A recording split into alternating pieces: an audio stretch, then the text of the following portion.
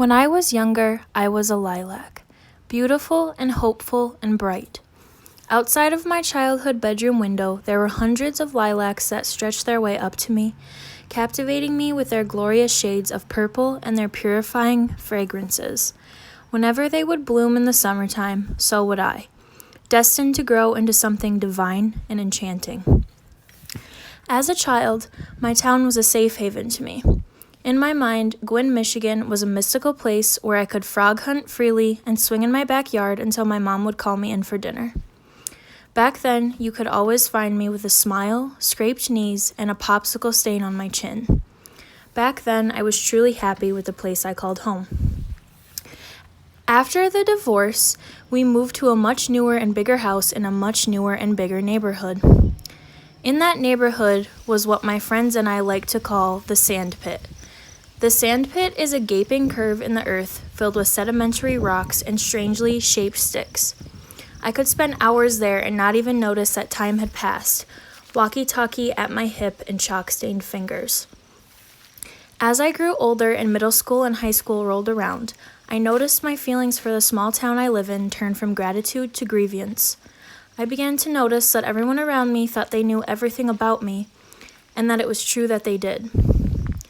I felt as though I was not an individual, but a pebble in a pool of other exact pebbles.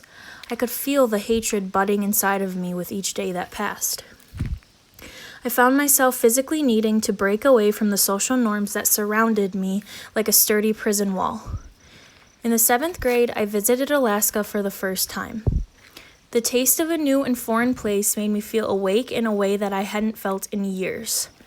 After that, I began dreaming, and I haven't stopped ever since. I began to plot my escape. I was determined to live in Alaska by the time I was old enough to move away there for college. When reality hit and I realized that I could never afford Alaska, I became very depressed. In my mind, Alaska was my only option for breaking free. My mom suggested that I go to Western because I had always liked visiting my uncle who lived in Kalamazoo my whole life. After touring Western and really liking the energy, I decided that 7 hours away from home would have to do. I set sail for Western that fall. Looking back on it, Western was the greatest decision I could have made. I have met people there that have shown me so many things about myself and the world that we live in. I have been exposed to diversity and immersed myself in it. I have experienced advocating for people whose voices are never heard. I have tried different foods and loved them. I have set foot on my own wooden floor and paid the rent for my own place that I could decorate with whatever funky art I wanted to. I have felt things that truly felt unreal in Kalamazoo, Michigan, and I am beholden by the decision I made to go there. After my freshman year of college came to an end, I begrudgingly moved back to the UP for the summer. With a heart still filled with resentment and hostility, I expected my summer to be dull and uneventful. How wrong I was to think that way. I met a boy that summer. He had a love for Gwinn in the UP that was so fast he wore it like a fancy tailored suit that was specifically made for him. His goal that summer, the summer of rainbows as I like to call it, was to give me a new perspective on the place where I grew up, and he definitely succeeded. There is a river that flows right through the middle of my town called the Escanaba River. The Escanaba is a 52-mile river that flows straight into the gaping mouth of Lake Michigan. The Escanaba River is where I truly lost and rediscovered myself at the same time. Prior to meeting the boy I mentioned earlier, I had never floated down the Escanaba. I knew it was a thing people did, but I never took an interest in it because it sounded boring. On a hot summer day in June, I decided to float down the river in the canoe for the first time, a decision now that I believe to be one of the best in my life. The river was gorgeous and refreshing. She carried us down her effortlessly, and we barely even had to paddle. The sun was shining in a way that reminds me of how the 1960s looked like it felt, beaming and joyful. In that moment, I could have let the river swallow me and wash me away, and in a way I think it did. I emerged from her water with a completely new perspective on the town that I took my first steps in.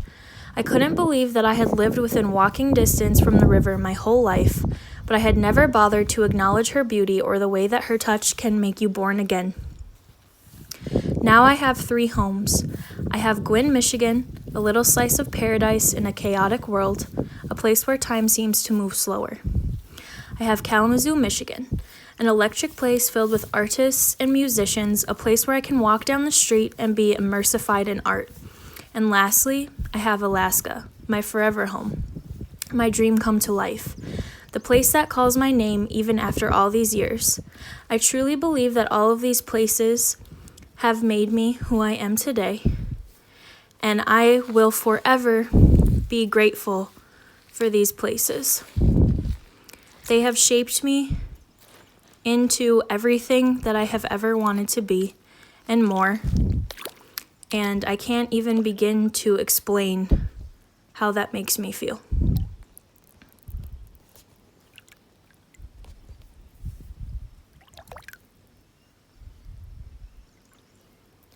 I am still a lilac, beautiful, hopeful, and bright. And like lilacs, I can withstand freezing cold temperatures and extremely humid weather. I can and have endured pain, but I have also endured prepossessing passion. I am a product of my surroundings, and I will never forget that. And I will rise again each year, even more powerful and mesmerizing than the year before.